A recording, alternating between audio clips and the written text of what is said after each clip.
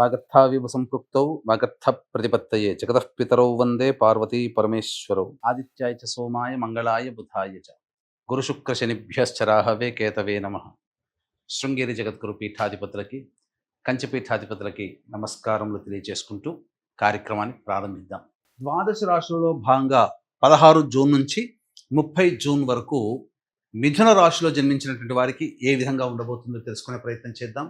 ముఖ్యంగా ఈ రాశిలో జన్మించినటువంటి వారికి ప్రధానంగా ఉద్యోగ సంబంధమైనటువంటి వ్యవహారాల్లో కాస్త ఇబ్బందులు అనేటువంటివి ఉంటాయి. ముఖ్యంగా ఒక భయాందోళన, ఉద్యోగం ఉంటుందో ఊడుతుందో అనేటువంటి ఒక భయం. అలాగే నిరుద్యోగస్తులు అన్ని అవకాశాలు దగ్గర దాకా వచ్చి కోల్పోతారు, ఇది గమనించుకోండి. అలాగే బుధగ్రహ సంచారం అనుకూలంగా లేని కారణం చేత ప్రధానంగా 22వ తారీఖు వరకు కొన్ని నష్టాలని చవిచూడాల్సినటువంటి పరిస్థితి. తీసుకున్నటువంటి నిర్ణయాల యొక్క ప్రభావము మిమ్మల్ని ఇబ్బందుల్లో నెట్టుతుంది. ముఖ్యంగా ధనపరమైనటువంటి విషయాల్లో జాగ్రత్తలు పాటించండి. ఇక గురుగ్రహ సంచారం అనుకూలంగా ఉన్నది. అన్ని విధాలుగా దైవానుగ్రహం సంపూర్ణంగా ఉండడం, పెద్దల యొక్క సలహాలు సూచనలు పాటిస్తూ, ఎందుకంటే సహాయ సహకారాలు మీకు మెండుగా ఉన్నాయి. కావున ఏ పని చేస్తున్నప్పటికీ ఈ గురుగ్రహం చెప్పేటువంటిది పెద్దల యొక్క సలహాలు సూచనలు పాటించండి అయ్యా, అది మీకు అనుకూలంగా ఉంటుంది, భవిష్యత్తులో ఎటువంటి ఇబ్బందులు లేకుండా చూసుకుంటుంది అని చెప్పవచ్చు. 23వ తారీఖు రోజు నుంచి మాత్రము మీరు ఏదైతే విచారం వ్యక్తం చేసి డబ్బుని కోల్పోయామో, లేకపోతే మన ఆలోచనలు సరిగ్గా లేవనో, లేకపోతే గృహపరమైనటువంటి చిక్కులు ఏవైతే ఉంటాయో అవన్నీ కూడాను పరిష్కారం అవుతాయి. లోన్స్ శాంక్షన్ అవుతాయి 22వ తారీఖు తర్వాత నుంచి. ముఖ్యంగా ధనపరమైనటువంటి సమస్యలు తీరుతాయి. రాని బాకీలు కూడా వసూలయ్యే అవకాశాలు గోచరమవుతున్నాయి. కుజ కేతుగ్రహ సంచార ప్రభావం మీకు జీవితంలో గొప్ప మలుపుని తీసుకుని వస్తుంది. కొత్త వ్యక్తులు పరిచయం అవుతారు, తద్వారా మీకున్నటువంటి సమస్యని పరిష్కరించుకుంటారు. భవిష్యత్తు ఆశాజనకంగా మారడానికి ఈ కుజకేతుగ్రహ సంచార ప్రభావం ఒక మూలకంగా చెప్పవచ్చు.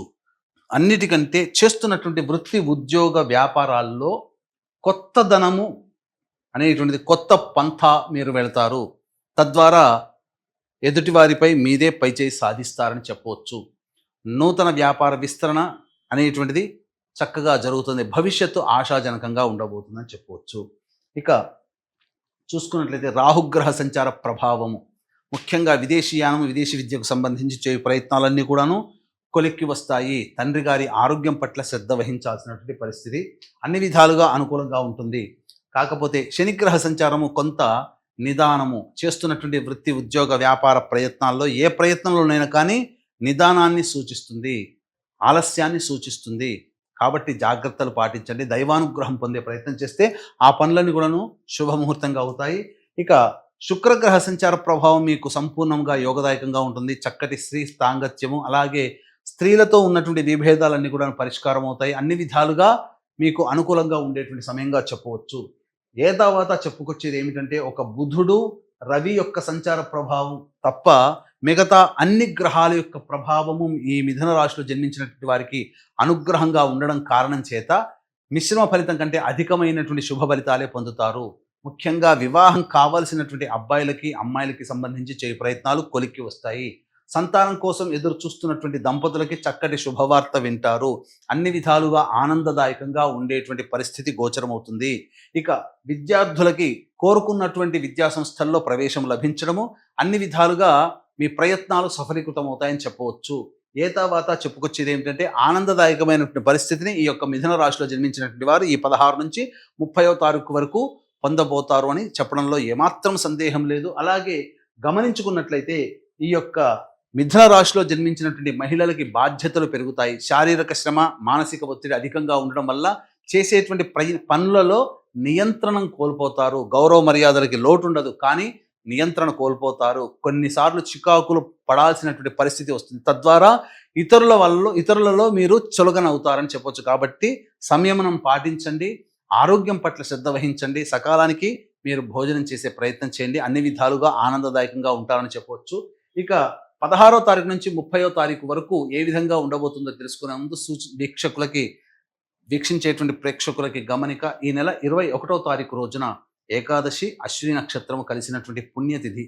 ఈ రోజున జాతకరీత్యా కలుగు విద్య, వివాహ, ఉద్యోగ, దాంపత్య, అనారోగ్య సమస్యల నివారణకి మరియు మేష మిథున కర్కాటక సింహ కన్య వృశ్చిక ధనస్సు కుంభ మీన రాశుల్లో జన్మించినటువంటి వారికి శనిదోష పరిహారార్థమై శనీశ్వర హోమము, అఘోర పాశుపత మంత్ర హోమంతో పాటు సర్వదోష నివారణ పూజలు, హోమాలు అనేటువంటివి జరిపించి శక్తిపాతము చేయబడినటువంటి శంకరుంగలి మాలని మీకు అందివ్వడం జరుగుతుంది. అవకాశం ఉన్నటువంటి వాళ్ళు ఈ కార్యక్రమం తదనంతరం కాంటాక్ట్ చేసి పూర్తి వివరాలు తెలుసుకోవచ్చు. అలాగే ఈ 16వ తారీఖు రోజున మానసికమైనటువంటి ప్రశాంతత లోపిస్తుంది, ఖర్చులు అధికంగా ఉంటాయి, ఏ పని చేయాలన్న ఆసక్తి ఉండదు, కాబట్టి జాగ్రత్తలు పాటించండి. 17, 18వ తారీఖుల్లో సంతానం మూలకంగా ఖర్చులు, విభేదాలు అనేటువంటివి పెరుగుతాయి.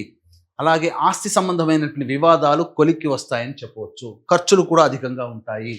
19, 20, 21, 22వ తారీఖుల్లో ప్రధానంగా సహాయ సహకారాలు ఇతరుల వలన రావడం, అనుకున్నటువంటి పనులను కాదలుచుకున్నటువంటి కార్యం గంధర్వులు నెరవేర్చినట్టు మీ అనుకున్నటువంటి పనులని ఇతరుల సహాయ సహకారాలతో మీరు పూర్తి చేసుకుంటారు. స్త్రీ సాంగత్యం గోచరమవుతుంది. అన్ని విధాలుగా మంచి శుభ పరిణామము. డబ్బులు కూడా మీకు రాని బాకీలు వసూలవుతాయి. ఖర్చులకు మించిన ఆదాయం లభించడం ద్వారా ఆనందదాయకంగా ఉంటాయి. విందులు వినోదాల్లో పాల్గొంటారు అని చెప్పవచ్చు. 23, 24వ తారీఖులో చూసుకుంటే ఖర్చులు అధికంగా ఉంటాయి, ప్రశాంతత లోపిస్తుంది, ఏ పని చేయాలన్న ఆసక్తి ఉండదు, ఆటంకాలు ఉంటాయి, ఒక జిగ్జాగ్ లాగా ఉంటుంది, అనవసరమైనటువంటి ప్రయాణాలు చేయాల్సిన పరిస్థితి గోచరమవుతుంది. 25, 26వ తారీఖుల్లో పెండింగ్లో ఉన్నటువంటి పనులను పూర్తి చేసుకుంటారు. బాధ్యత కంప్లీట్ చేసుకున్నామనే సంతోషంతో విందులు వినోదాల్లో కుటుంబ సభ్యులతో పాల్గొంటారు, ఆనందంగా జీవిస్తారని చెప్పవచ్చు. 27, 28, 29వ తారీఖుల్లో ధనపరమైనటువంటి సమస్యలు అధికమవుతాయి, జాగ్రత్తలు పాటించండి. ఖర్చులు కూడా అధికంగా ఉంటాయి, ప్రయాణాలు చేయాల్సినటువంటి పరిస్థితి, కుటుంబ సభ్యులతో వాగ్వివాదాలు జరుగుతాయి, కాబట్టి జాగ్రత్తలు పాటించండి. 30వ తారీఖు రోజున మాత్రం ఇతరుల యొక్క సహాయ సహకారాలు పొందడం ద్వారా మీకు అనుకున్నటువంటి పనులు పూర్తి చేసుకుంటారు.